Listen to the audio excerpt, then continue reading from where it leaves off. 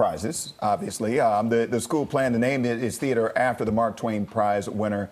But that plan, it got some backlash after Chappelle released several stand-up specials on Netflix, which the jokes were with jokes targeting the transgender community. Now, during an event announcing the name change several months ago, students who were unhappy with the decision to name the theater after the comedian had the chance to confront him about those hurtful jokes. So last night, at what was supposed to be a dedication ceremony, Chappelle said he decided to defer that honor.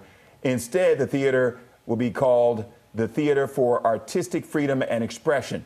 After the event, I got a chance to talk to him all about many things, including the state of comedy and why the name change. What do you think about the state of comedy and the state of entertainment and art right now? Well, that's a loaded question. Okay, comedy, entertainment, and art are brisk and doing well. Public perception is ailing. Mm-hmm. I think that the ability to appreciate art is a skill in and of itself. So, you know, I look at a lot of these things like weather. Some days it's turbulent, but it clears up, and you know, and we see things different ways in different times depending on what's happening. But I think that it's healthy. I still think it's a noble profession, and I still think it's necessary. It's medicine, that we need something to help us connect our thoughts and our feelings. We call it the Theater for Artistic Freedom and Expression, because to me, that's what I would want for myself, and that's what I want for every student that goes to this school.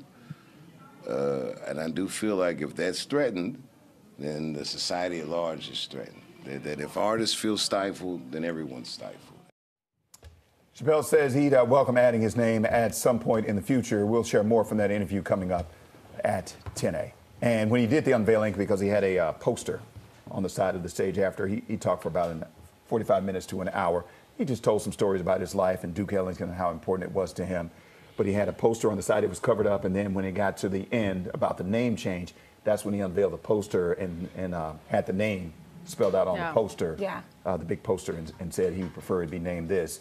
Because what he doesn't want to do is to have his name take away from everything that Duke Ellington has done, all the lives they've changed and everything, because this is a great program at a great school.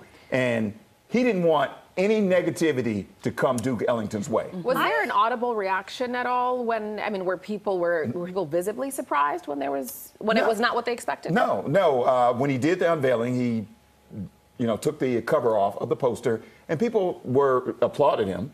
And then he made a joke about it. He said, "There's still room at some point to have my name right at the top of this." So I mean, but it was great because people who were there, and people respect this man so much, and they love his comedy, his comedic timing. He is one of the great comedians. He explained, again, his love for Duke Ellington and how it helped shape him. He also talked a lot about the state of comedy and everything that's going on right now. He talked a lot about that. So I just think that it was great how he handled everything that came along. I think it was genius because I think the name both represents what the students were saying to him and what he was saying to the students. It's a name that actually is inclusive. Artistic freedom and expression. It's all there. We'll talk more about it at 10. All right, well, also developing right now.